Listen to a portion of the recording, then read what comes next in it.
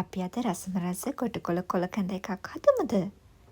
මුලින්ම කොටුකොළ ටික හොඳට සෝදගන්න. ඊට පස්සේ මෙන්න මේ විදිහට බ්ලෙන්ඩර් ජාර් එකට දාගෙන බ්ලෙන්ඩ් කරගන්න. ටික වෙලාවක් හොඳට බ්ලෙන්ඩ් කරගත්තට පස්සේ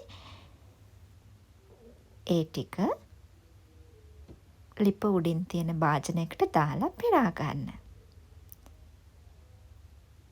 ඊට පස්සේ හැන්දක් අරගෙන ඒකේ හොඳට ඒකේ තියෙන ස්ම ටික හොඳට භාජනයට දාගන්න.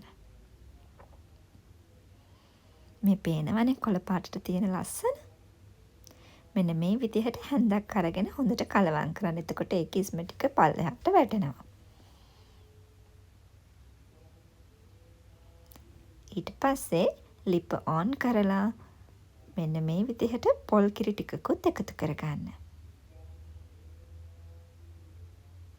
ලුණු ටිකකුත් එකතු කරගන්න අමතක කරන්න එපා. සුදු ලුණුත් එකතු කරගන්න.